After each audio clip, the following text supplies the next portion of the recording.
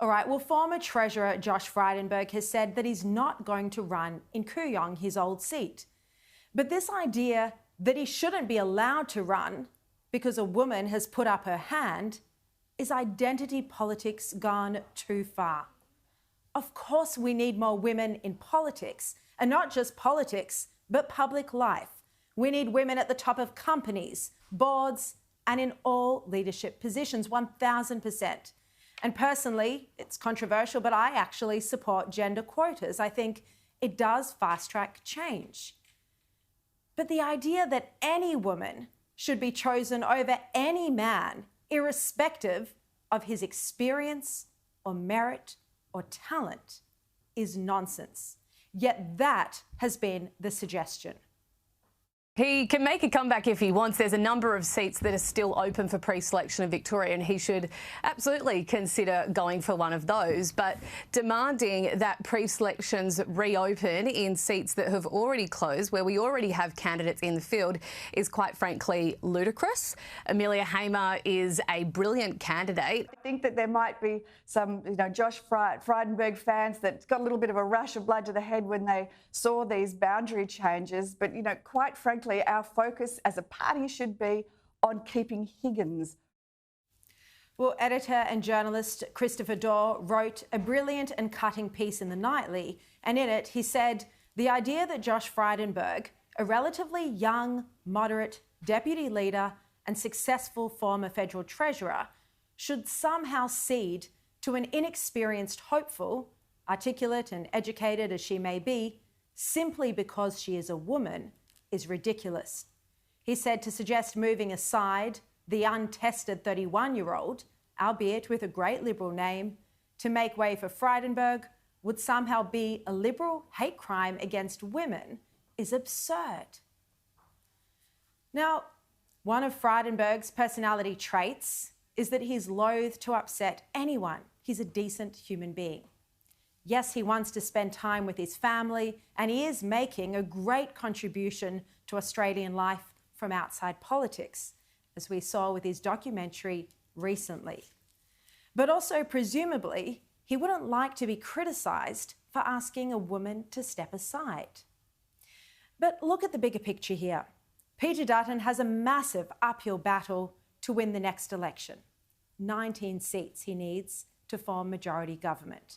And he admits that this task would go against the grain of history. Even though the first-term government hasn't lost since 1931, that the best outcome from a Labor Party perspective is that they could form a minority government which would include the Greens and the Teals and potentially, as you say, Muslim independent candidates from Western Sydney or perhaps elsewhere in Melbourne, for example.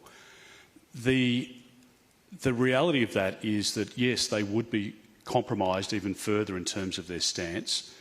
And I think, as we saw during the period of the Gillard government, where there was formal compact with the Greens, there was a drag to the left. And I think that is at odds with where most Australians are at. Most Australians, regardless of their religion or their location in the country, that they want a safe environment for themselves, for their kids. They want to work hard, provide for their family. They want a good health system, a good public transport, good transport system, and they want to buy a good house and make sure that their kids and grandkids can enjoy more than what they've been able to enjoy. I don't think it gets much more complicated than that. And that was Peter Dutton on Sunday night. Well, Tony Abbott won 14 seats in the landslide of 2013 after the Rudd-Gillard-Rudd era of leadership chaos. For Dutton to win 19 seats is a massive ask. For him to even have a shot at winning seats back not only from Labor but also the Teals, he needs the strongest possible candidate in every seat. Josh Frydenberg clearly has the best chance of winning Kooyong from the disastrous Monique Ryan. The idea that Frydenberg wouldn't run or couldn't run simply because it would be ungentlemanly to ask a woman to step aside because of her gender, the idea that he wouldn't run because of identity politics, well, this reason is clearly not in Australia's national interest. Now, Chris Daw in The Nightly urged Josh Frydenberg to have courage in politics because the path to the lodge is paved with the remains of those who tried and failed or those who didn't try hard enough.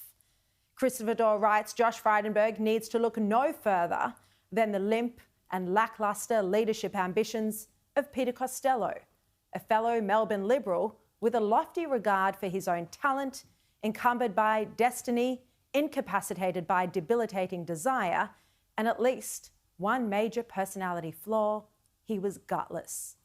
To the great amusement of John Howard, Costello never struck him down, didn't even try. Howard waited for the day. It never came. Angry and entitled, Costello will never live that down, spooked by his own hapless brand of hubris. Well, the comparison with Costello, though, does have its limits.